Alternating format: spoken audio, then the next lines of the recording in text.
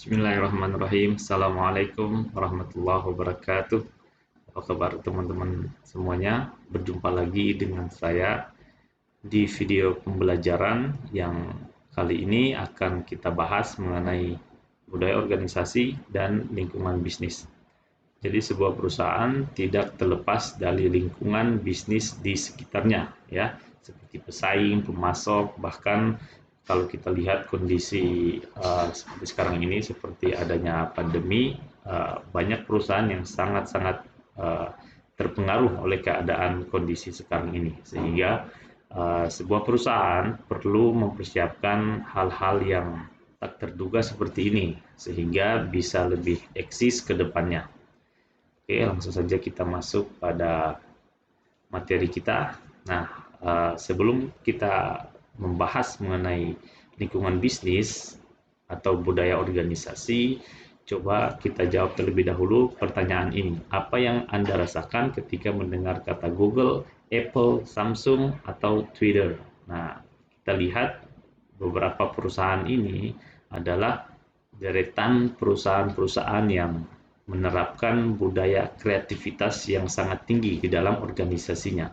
Nah, kita akan berpikir bahwa perusahaan-perusahaan tersebut merupakan perusahaan global yang dimana banyak sekali pengguna layanan dari perusahaan-perusahaan ini. Bahkan kita pun mungkin pasti memiliki akun Google ya untuk email kita. Nah, sehingga kita perlu tahu inovasi-inovasi yang mereka lakukan itu seperti apa, sehingga kedepannya diharapkan kita bisa membuat inovasi-inovasi yang besar agar bisa memiliki market share yang besar. Baik, kalau kita lihat budaya organisasi merupakan sebuah sistem berbagi arti yang dilakukan oleh para anggota yang membedakan suatu organisasi dengan organisasi lainnya. Nah, seperti pertanyaan kita tadi bahwa perusahaan-perusahaan yang kita sebutkan tadi merupakan perusahaan-perusahaan yang fleksibel, mereka menggunakan budaya organisasi yang selalu berinovasi, sehingga yang mereka lakukan itu adalah hal-hal yang bersifat fleksibel, tidak kaku. Nah, contohnya bisa kita lihat seperti kita tidak perlu menggunakan kemeja yang rapi, berdasi untuk bekerja di Google. Nah, begitu pula dengan perusahaan-perusahaan kreatif lainnya seperti Apple, Samsung, atau Twitter.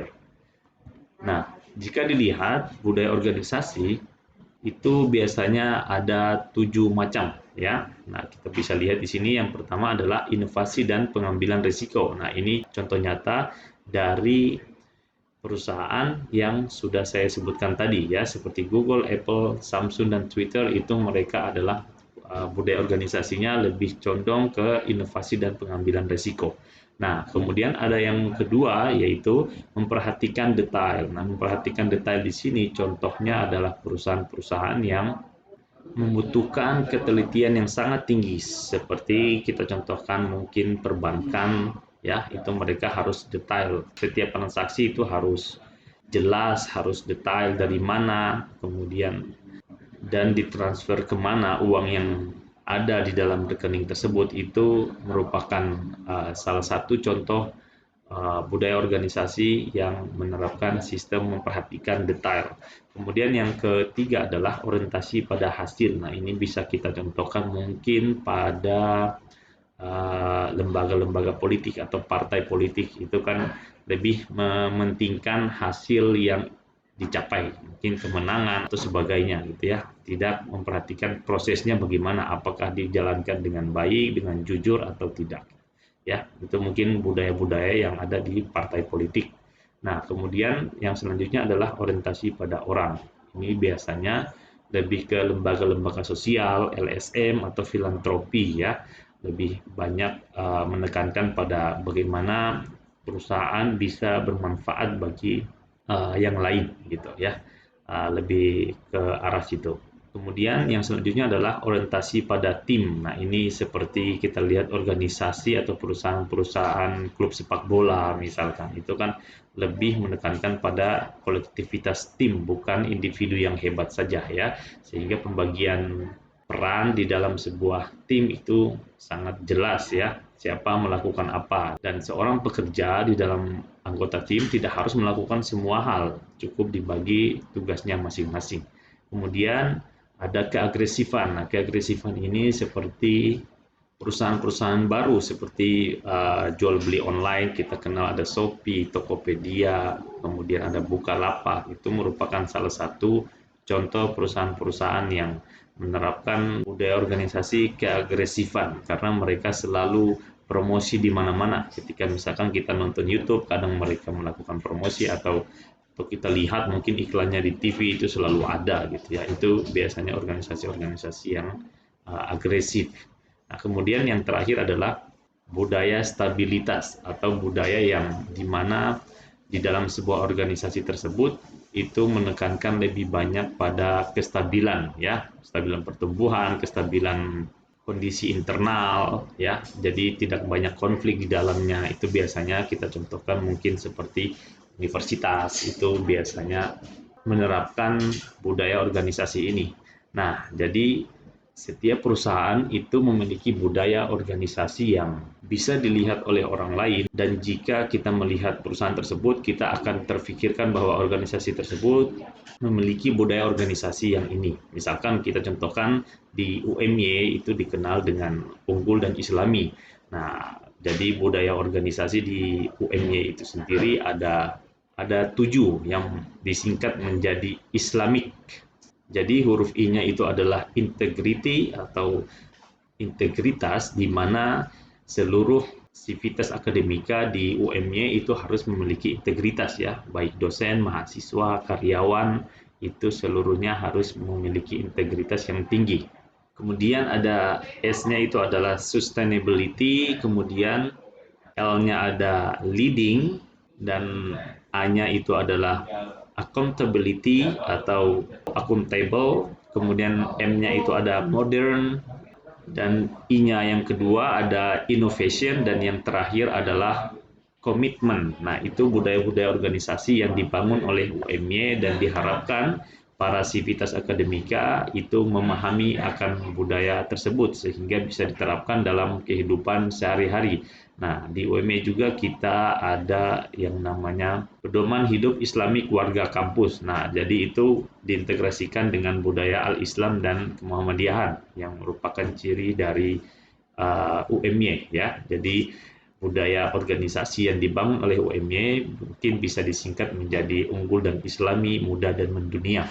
Nah, itu bukan hanya slogan semata, tapi itu budaya organisasi yang bisa kita terapkan bersama.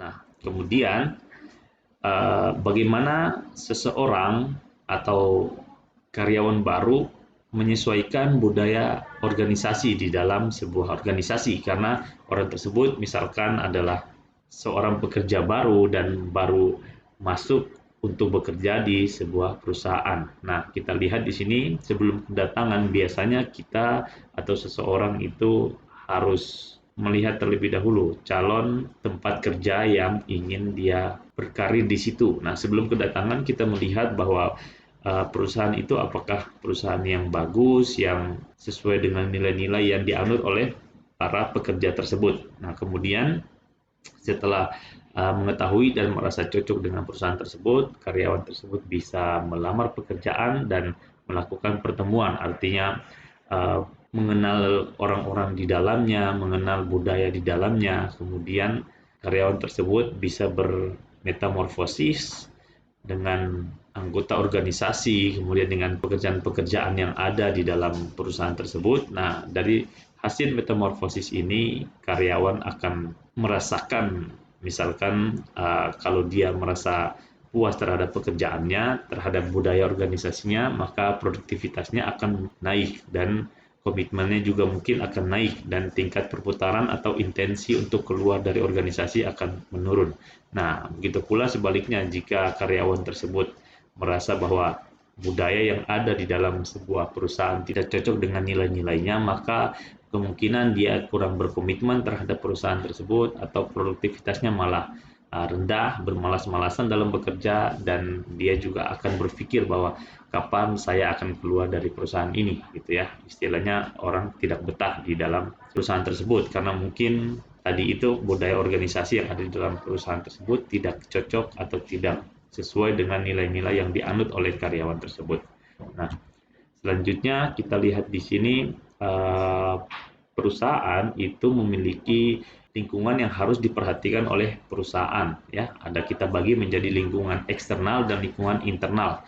Nah, lingkungan eksternal itu juga terdiri dari ada dua, yaitu lingkungan umum dan lingkungan tugas. Nah, lingkungan umum ini yang tidak secara langsung atau indirect berpengaruh terhadap perusahaan. Kita contohkan di sini misalkan dunia internasional. Nah, kalau kita lihat pengaruh adanya mobil-mobil murah seperti mobil Cina, ya, yang kita tahu ada Wuling, kemudian HP-HP Cina, itu menjadikan perubahan di pasar internasional. Jadi ketika Apple memproduksi sebuah handphone, jadi berpikir kembali gitu untuk menjual harga yang tinggi, sehingga mau tidak mau dunia internasional atau perkembangan dunia internasional itu berpengaruh pada perusahaan kita. Kemudian yang kedua adalah sosial budaya. Nah, kita lihat di sini seperti demografi atau adat istiadat. Jadi kalau misalkan di Indonesia mayoritas penduduk Bali itu beragama Hindu, nah kita menjual abon sapi di sana mungkin tidak laku karena memang sapi di Bali itu bukan menjadi makanan utama orang Bali, ya, karena sapi itu salah satu yang dikeramatkan di Bali. Nah, itu akan berpengaruh pada kita. Kemudian ekonomi. Nah, faktor ekonomi seperti merger atau akuisisi ini sangat berpengaruh pada perusahaan kita. Misalkan kita melihat banyak perusahaan-perusahaan besar itu yang mengambil alih atau mengakuisisi perusahaan-perusahaan kecil, itu mau tidak mau kita harus melihat bahwa perusahaan-perusahaan tersebut merupakan pesaing yang berat bagi kita. Nah, atau kita lihat misalkan kondisi ekonomi suatu negara lagi menurun, nah itu juga merupakan salah satu yang menjadi pertimbangan kita untuk melihat atau mau ekspansi ke negara tersebut. Kemudian yang selanjutnya adalah hukum dan politik. Nah, seperti undang-undang, regulasi, kita contohkan di sini tidak boleh menjual minuman keras, itu merupakan regulasi yang ada di Indonesia, sehingga perusahaan-perusahaan minuman keras akan berpikir dua kali ketika mau menjual minumannya di Indonesia. Nah, itu merupakan faktor hukum dan politik yang secara tidak langsung mempengaruhi perusahaan. Kemudian yang terakhir adalah alam. Nah, faktor alam ini seperti kelestarian alam. Saya contohkan misalkan banyak para aktivis alam itu yang memperhatikan kelestarian alam. Contohnya Le Mineral misalkan di Indonesia itu memproduksi galon sekali pakai. Nah, itu merupakan salah satu perhatian para aktivis alam karena ketika galon sekali pakai dibuang itu sangat mencemari lingkungan, ya, sampah plastiknya akan banyak sehingga itu menjadi concern sebuah perusahaan untuk membuat suatu produk.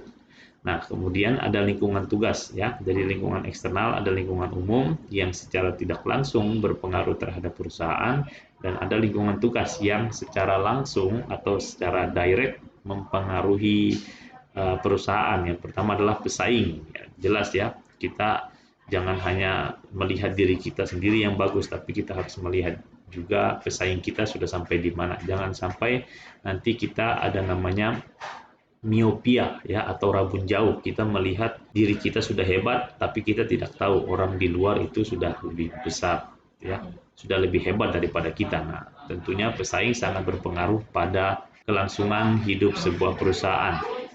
Dan yang kedua adalah pemasok. Nah, pemasok di sini orang atau lembaga atau perusahaan yang memasok persediaan atau bahan-bahan untuk perusahaan kita. Itu juga sangat penting bagi kita karena jangan sampai pemasok yang kita pilih tidak tepat, mungkin harganya mahal atau kualitasnya kurang bagus. Kemudian yang ketiga adalah pelanggan. Tentu saja pelanggan yang akan membeli produk kita atau menggunakan jasa kita. Nah, ini juga sangat penting, ya. Terakhir ada pasar tenaga kerja, atau kita ingin mencari karyawan, ya kita harus mencari karyawan yang berkualitas. Ya, jangan sampai karyawan yang kita rekrut hanya menghabiskan dana kita, hanya menghabiskan uang kita untuk membayar gaji per bulannya. Nah, ini harus diperhatikan oleh sebuah perusahaan. Kemudian ada lingkungan internal. Nah, lingkungan internal ini adalah seluruh unsur yang berada di dalam sebuah perusahaan yang mempengaruhi aktivitas secara langsung dari sebuah perusahaan. Jadi lingkungan internal itu ada budaya pekerja, ada manajemen ya. Budaya misalkan seperti simbol, cerita, ritual, panutan, slogan. Kita contohkan misalkan simbol Muhammadiyah atau logo Muhammadiyah, di situ ada 12 matahari yang terpencar ke seluruh alam ya. Jadi filosofinya itu matahari yang menyinari seluruh alam. Ada ceritanya ya, yaitu 12 sinar matahari tersebut diambil dari semangat dari kaum Hawariyin, pengikut Nabi Isa ya, yang berjumlah ada 12 orang. Nah, itu merupakan contoh dari budaya organisasi diterapkan oleh Muhammadiyah. Kemudian ada cerita-cerita bagaimana Kiai Ahmad Dahlan menegakkan Islam di Indonesia. Kemudian ada ritual-ritual seperti nyanyian-nyanyian. Kalau kita lihat misalkan di tentara itu kan biasanya ada banyak yel-yel yang digunakan oleh mereka. Kemudian ada panutan ya. Kemudian ada slogan-slogan yang diterapkan di dalam organisasi tersebut. Nah, kemudian lingkungan internal juga ada unsur pekerja, yaitu pekerja penuh waktu atau pekerja tetap. Kemudian ada pekerja kontrak ya atau outsourcing, itu salah satu bagian dari lingkungan internal. Kemudian ada yang ketiga adalah manajemen, seperti struktur organisasi atau proses organisasi, bagaimana di dalam lingkungan internal itu adalah lingkungan yang secara langsung terlibat dengan aktivitas yang ada di dalam sebuah organisasi. Nah, selanjutnya kita lihat ada kontrol organisasi pada stakeholder. Tadi kita sudah bahas ada lingkungan internal dan lingkungan eksternal. Nah, lingkungan internal itu terdiri dari budaya, pekerja, kemudian ada manajemen. Nah, di lingkungan eksternal ada lingkungan umum dan lingkungan tugas. Nah, kalau kita lihat tingkat ketidakpastian untuk mengontrol lingkungan tersebut bisa kita gambarkan seperti ini ya. Jadi lingkungan internal atau yang berhubungan langsung dengan perusahaan itu bisa dikontrol dengan lebih mudah dibandingkan lingkungan tugas atau lingkungan umum ya. Dan yang paling sulit untuk dikontrol adalah lingkungan umum, karena kita tidak bisa mengontrol alam misalkan, tidak bisa kita mengontrol pertumbuhan ekonomi, tidak bisa juga kita kontrol adat istiadat yang berlaku di dalam sebuah negara. Nah, itu sangat tidak mungkin kita kontrol, sehingga lingkungan umum itu lingkungan yang sangat tidak pasti, sehingga para manajer itu harus memperkirakan, harus membuat peramalan yang akurat sehingga perusahaan tidak mengalami kerugian. Nah, mungkin itu video singkat dari saya. Saya harap video singkat ini bisa memberi manfaat untuk teman-teman semuanya. Sampai jumpa pada video saya selanjutnya. Assalamualaikum warahmatullahi wabarakatuh.